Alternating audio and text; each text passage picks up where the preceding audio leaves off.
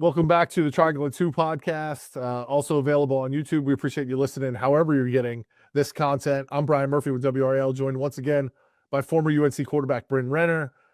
Hit that like and subscribe button if you would. That way you won't miss any of the conversations between me and Bryn. And it does feel like we're having the same conversation over and over again.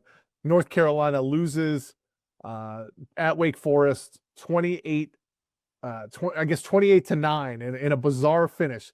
Maybe the most interesting part of this game was the end of the game.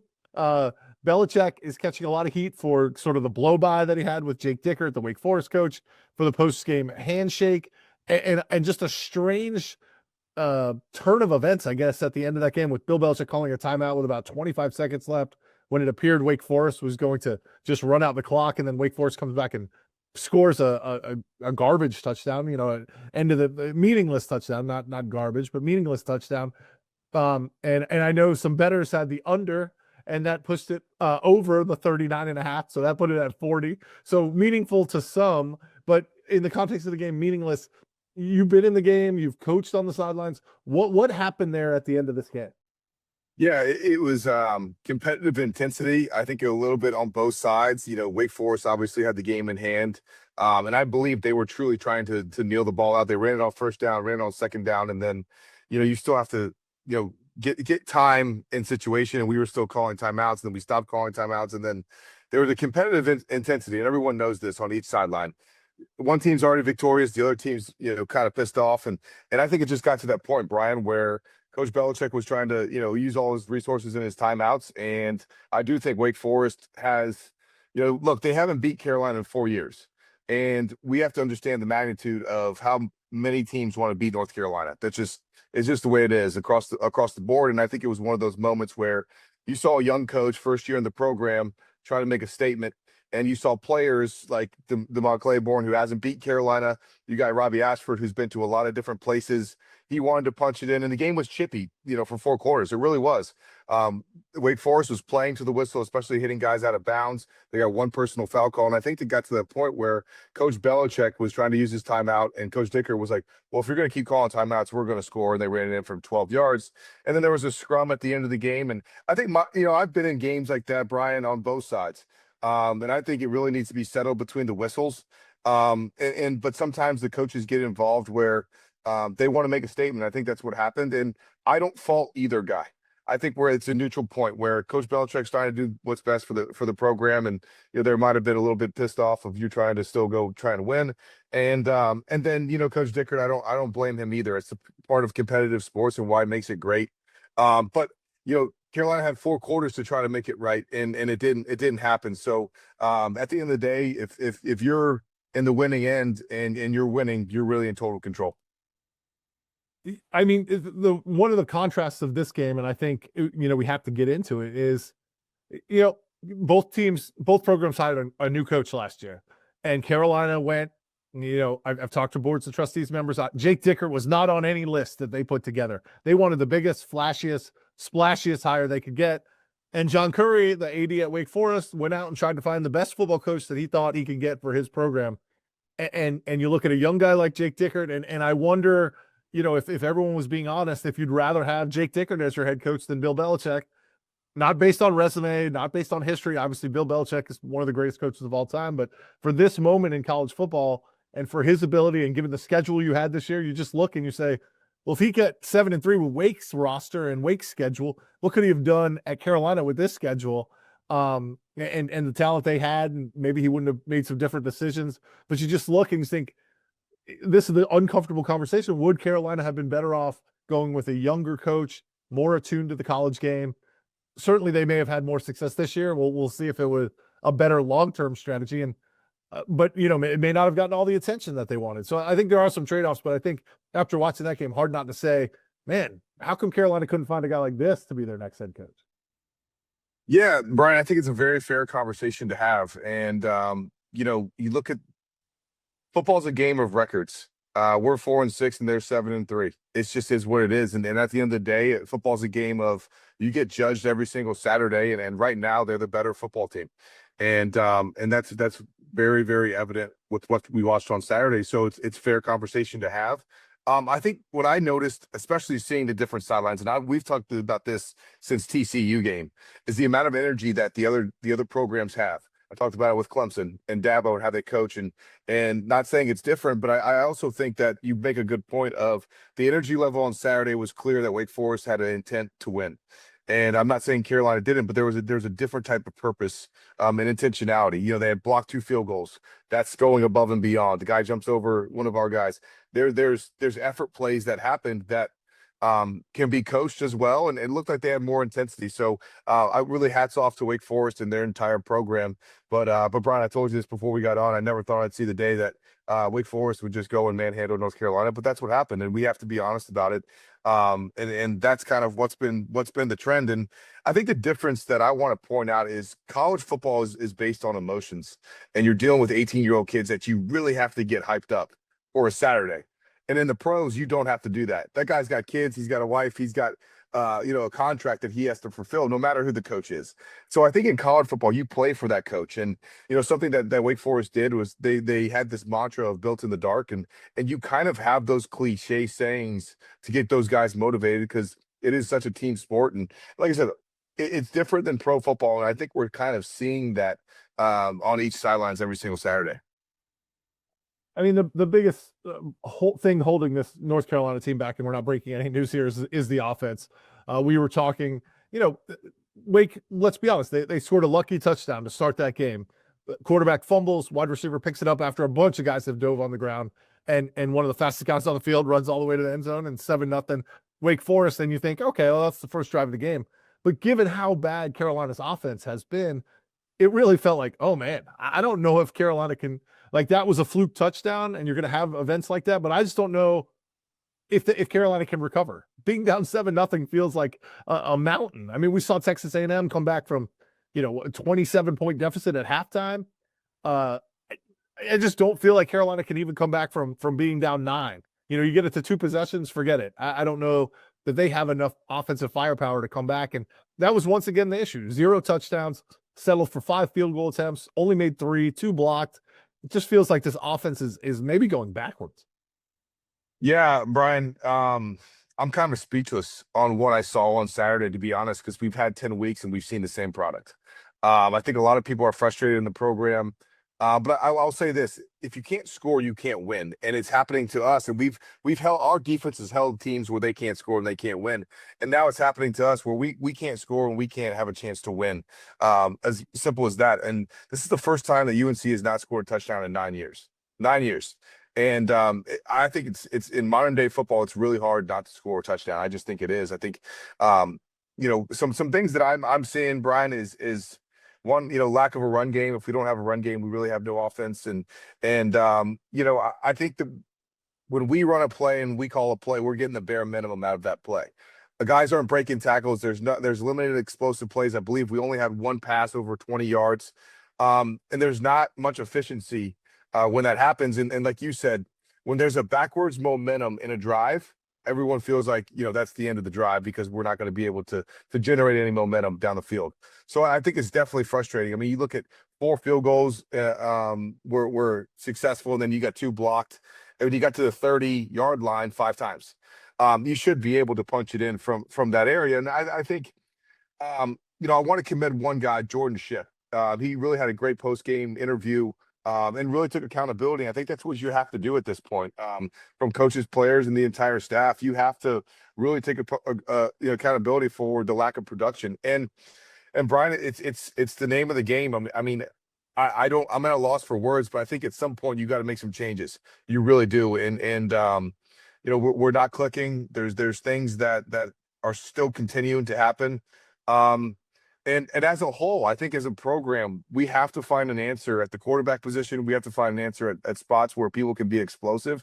And I think everyone around the program is kind of tired of the cliche answers as well. Like, we have to find some answers that are effective, and changes need to be made, with the next 2 weeks. And we have a chance to get bowl eligible. So I think it's an accountability issue. And if I was in the locker room, I would kind of be losing my mind, and a sense of urgency needs to happen. And people got to start getting upset on the sidelines. So you have to say, this is not acceptable, and we got to go make plays. And there's got to be a sense of urgency. It's completely unacceptable. Yeah, 28-12 ended up being the final 6 field goals. It's hard to believe in modern college football you're taking 6 field goal attempts. A couple things. You talked about some changes, and I want to go through some of those, but I do wonder, and this is why you're on, you're the expert. They lost Chad Lindbergh, the center, a couple weeks ago, and they had to move Blasky in from tackle to center. And it just feels like the run game that had been productive and then found some momentum seems to have kind of gone away after that. And I wonder how much that shift on the offensive line is maybe playing a role in it. Yeah, no doubt. I think when you lose Chad, he was such a focal point of that offense, and I think the center is the anchor, right? He makes all the protection, he makes the checks, and he's really kind of the guy to point guard that offensive line. And anytime you lose a center, have to play a backup or move things around the offensive line, it really hurts. And you got a freshman left tackle who's playing for the first time in Hall, and they're doing well. It's just there's not much consistency up front, like you mentioned, and it's hard. It's really hard, to run the ball and run the ball effectively when you have such movement. So it's a great point. I think Blasky's doing a great job, and he's gotten better. And look, that kid's a warrior. He's played all 5 positions on the offensive line. He's a really good kid, and he's played decent. I think sometimes when you get better opponents that are when you lack a passing game and there's no passing game, Brian, you're really got 8 people in the box, and that's what Wake Forest did. They weren't, Belichick said it before, and I watched it on the film, and I agreed with him. Coming into the game on base down and distance on first and second down, they didn't do anything special. It was when you got the third down, it was a must pass down that they would kind of heat you up, and that's really what happened. And they played more physical. They really did, and like I said, sometimes running the ball, Brian, is more of a will to win than it is, technique, and it's a physicality, it's a mentality, and we haven't had that for 10 weeks. We mentioned some changes, and I think people are going to focus on 3 things, right? The quarterback, the offensive coordinator, and the general manager to some degree, because he's the one responsible for bringing all this together. Let's walk through at least the first 2 of those, where you're intimately familiar with kind of how it works at that quarterback position. Again, we've talked about Gio a bunch of times, and I don't want to get into that. If you're a coach, when do you look at, okay, Carolina still has a chance to get bowl eligible, but is it time to try one of these freshmen? Try a Torrey Newkirk, try a Bryce Baker. Like, Gio's just not giving us what we necessarily need, and maybe it's not all his fault, but the offense isn't moving. And then when do you start to look at the offensive coordinator and say, it's not working. It's not working with Freddie Kitchens calling the plays. Do we try someone else to call the plays for the last 2 weeks? Like, how does a coaching staff sort of make those decisions? Yeah, and like we said, we're not here to kind of get anybody fired. I've been on both sides. I've been bench fired and cut. Like, I get it. And football's a very, very day by day business, right? One day you're on top of the mountain, the next day you're at the bottom, and I've experienced that. And all I can say is this: I think it's more of an off-season decision. I think right now it's too dramatic to look. You're trying to get bowl eligible and do the best thing you can do to win, and sometimes making a dramatic change might not be the best. And sometimes it might be great. I think it's a decision that people around the building have to make. That's why they get paid the money to do it. They're around there every day. And I've always said that, like, that's your job, man. You have to have the pulse of the program to make a decision to play somebody if you think it's going to benefit the team. And that's why he's getting paid. That's why Coach Belichick's getting paid $10 million. And me personally, I think, there's things that have to be done in the offseason to fix this. And I think they will. I think everybody's kind of on the edge of their seat to kind of for improvement. And I think that happens everywhere in business. No matter what business you are in, you want to improve. And right now we're not seeing that from the quarterback position, from the offensive coordinator, from everybody. I think everybody's got to be held accountable. And when you do your self-scout, there needs to be some revisions. But right now, Brian, I think you just kind of have to play it out with whoever gives you the best chance to win. I think there's a ton of talent in that quarterback room, Gio included. I think sometimes, and we talked about this as well, it's the offensive coordinator and the quarterback being meshed. And nowadays you get to pick that. And it's really your free agents. So we can go get who we want. And I've mentioned this before. The number one spot on the coaching staff is the offense coordinator. I put that above the head coach. And we're seeing the evidence of that now. And you look at Drake and Josh McDaniel, extremely amount of success, driving force of that team. And we're seeing that an offense can propel a defense, and you're seeing that in the NFL a lot. And look at Oklahoma. You mentioned it earlier before we got on. They brought Mateer and they brought the offense coordinator. And like a lot of teams are doing that now because it's such an important relationship to have. And I know I had it when I was in college. And it helps out a ton when that guy wants you to be the quarterback and you're in sync calling plays and doing what he does best. And I think that's something that I'm seeing from offense. We're not doing the things that Gio does best. I don't think. And I think that's kind of something that needs to be evaluated in the offseason. Yeah, I mean, a lot to break down there, but we have seen this offense. I guess I would put it this way: the Carolina fan base, if you bring back Freddie Kitchens as your offense coordinator and Gio Lopez as your quarterback, like, I find it hard to believe that that fan base is going to be rally around that. They're going to be excited.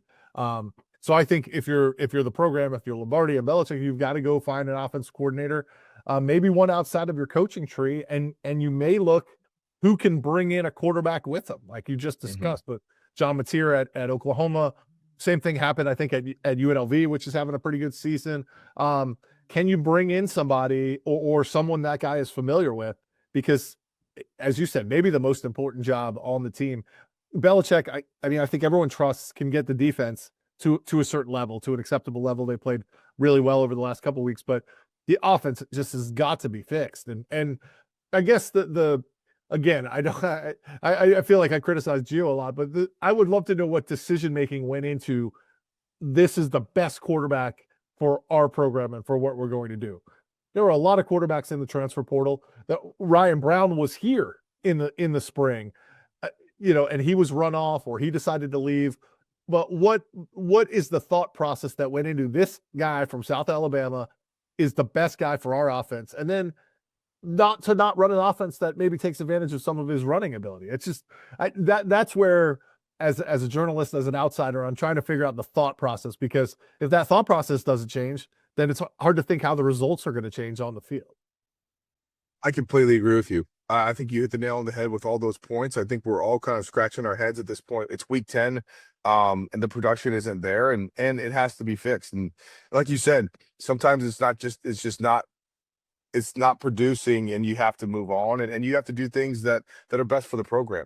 And like I said, nowadays in sports and in football, you're a week by week basis, and right now we're not getting the job done offensively. And I think you have to go look and you have to go reevaluate who's on your team. And I think that's at every position. Look, we brought in 70 new guys, right? Not all of them are having the ability to play this year. Where can we go and improve at each position? And really, like, what the offseason usually is you go position by position, player by player, and you see where you can go and improve. And now with the early transfer portal, you only get one chance. So you got to kind of be on the cusp of, okay, what's the quarterback room going to look like? What's the running back room going to look like? Because we're going to lose kids. Kids are going to leave the program as well. They already have. So you kind of have to do your due diligence, and really, especially at the quarterback position, you can't miss. And I think if you miss, and I think I would just take an example, like look at UVA. Like UVA got Chandler Morris, and that kid is gritty. He's tough. He's a competitor, and he's taking that team. And if they beat Virginia Tech, they're in the ACC title game. And by one player, he changed the entire program. And you see that around the country. I mean, I just think about what Lincoln Riley did for all those years, right? He brought Caleb Williams, Jalen Hurts, Baker Mayfield. Those guys were walk-ons, and he evaluated their talent. He goes, that guy fits my system. He might not be a pro-style quarterback, but they all turned out to be pros. It just happened to do that, but he trained them and molded them. And that's like when I was coaching, man, like a quarterback, when you brought him in on your recruiting visit, you really had to mesh with him. And does he fit my offense? Does he fit what I want him to do? And when I was calling plays, like it has to mesh, it has to fit. And sometimes it doesn't, and sometimes it does. And like I said, we're not bashing and saying Gio's not the answer. We're just saying it might be time for a fresh look elsewhere and develop some competition, right? Like every year you got to compete for your job, Brian, because we saw this year, like Max played when Gio got hurt. You're going to have two guys. So that competition is extremely important at that position. I think you're on mute. Sorry. No, yeah, you're right. All those guys were transfers, Baker and Caleb Williams and Jalen Hurts. The one thing you mentioned, and I think, so Carolina looks and says, all right, we got a great defensive line or a good enough defensive line. We got some good linebackers. Our secondary is okay. those guys aren't necessarily going to be here next year. Like you Hmm. don't just get to add guys, like you also got to hold on to all those guys. And so I just think the offseason is going to be really interesting. Can they hold on to the guys they have developed? Because an Ohio State or a Miami or Texas is out there trying to do the same thing. They're trying to upgrade their talent. So they're looking at who developed at Carolina or NC State or Duke or in the ACC and say, oh, we can offer them more money, you can offer them a better chance at a championship. So you don't get to stay static and just add. Some of those good pieces are going away. And so the offseason is so fascinating. I wonder, having these last two games, Duke and NC State, and be with the chance to get bowl eligible, does that, and you mentioned that maybe an offseason decision, does that preclude you, because they're two rival games and because you do still have the chance at bowl eligibility, you gotta try to ride it out? In the pros at this point, I'm sure Belichick would have turned it over to one of the younger players and said, okay, we're out of playoff contention. Let's see what you can do, Bryce Baker. Let's see what you can do toward Newkirk. But because of bowl eligibility and because of that transfer portal that we talked about, and because you got two rivals, it kind of ties your hands a little bit. You have to try to win every game in college football sometimes. Yeah, of course. I think you hit the nail on the head. If we were kind of out of bowl contention, I think it would be a different story. But I think if you look, you've kind of played 10 weeks with the guys you got, and you kind of want to see that because they've had the reps. I think especially against Duke and State, those two games for us, this, Brian, they're so amplified. It is a different type of atmosphere that we've had all year. So it might shock a young quarterback, and you don't want to stun his growth by doing that. And a lot of things go into playing a new quarterback. There's new snap counts. There's new plays that you have to run. He might not be able to run a complicated system. And I know, like, even when I was the backup for TJ, he was a 4-year guy and I was a freshman. We had a totally different playbook for me of just things that I could run and handle. Right. So when you're going through this, you have to kind of think about the team as a whole and not just the individual player and how it would affect everybody. Um, and I think making that drastic change is kind of too late now. I think you kind of have to ride it out with who you have. And look, you're coming up on an off season where you have a spring ball, you have things like that where those kids can get reps and go compete, especially at that position. And you talked about it. Duke's playing really good football. They didn't play well last week, and NC State's playing really good football. And this is going to be a different type of map. We thought Wake was bad. We thought Wake was going on the road at Wake was bad. I mean, these guys are now. Wake's 82 miles away, and then you got Duke, who's 22 miles or 11 miles away, and Raleigh's 22. I know the numbers in my head like the back of my, it was just the bus rides. And you better bring it, because I think and I hate to say this, but I think we got punked against Wake Forest. They out challenged us, and so we have to rise to that challenge this week. And I don't really care who's playing. I think you can kind of, this has got to be the will to win type of moment, and you're playing Duke at home. Yeah, and both of those teams are fighting for bowl eligibility themselves. Yeah. It's not like they're sitting pretty at the moment either. So they've got a lot to play for too. I do wonder, and I'll conclude with this. You've been in those rooms. How hard is it to put together a package for a Newkirk or a Bryce Baker and say, look, on the third series, on the fourth series, you're going to go out, you're going to run a couple of these, you're going to run this package, this set of plays, and let's see if we can get a spark. Let's see if we can change the trajectory of the game. I mean, like, try something, because as you said, for 10 weeks, fans have a pretty good sense, and I think opponents have a pretty good sense of what the Carolina offense can do. Sure, and I don't think it's hard. I think it's hard to balance the amount of reps that you get during the week. I think the standard week is you got to kind of run as many plays as you can, and so you might not get as many reps as far as full live reps throughout the year practicing that. And that was the only thing that was hard for a backup quarterback is getting the reps. Like, you look at Shador, that was the first time that he ever got first team reps. And I'm like watching Get Up this morning. I'm like, wow, that makes sense, because I was there. Like, I never got first team reps. That was terrible. I mean, it's very honest though. During the course of a week, it's hard, when you're in the middle of a season, because you're saving guys' legs. You can't get routes to, Jerry Jeudy. And I know from being a backup in the NFL, it's like, man, you stood there all week, and it was like, hey, if you got a chance to go in, good luck. They slap you on the butt and say, oh man, you don't even know who these guys are. So it's wild and crazy to think about, but it's the reality of the sport. When I was in Denver, there was only one guy that took reps. It was Peyton Manning. Brock Osweiler was the backup, and I was behind Brock, and it was like, hey, we're gonna go watch Peyton play today. We're gonna get our reps after the practice. It just is what it is.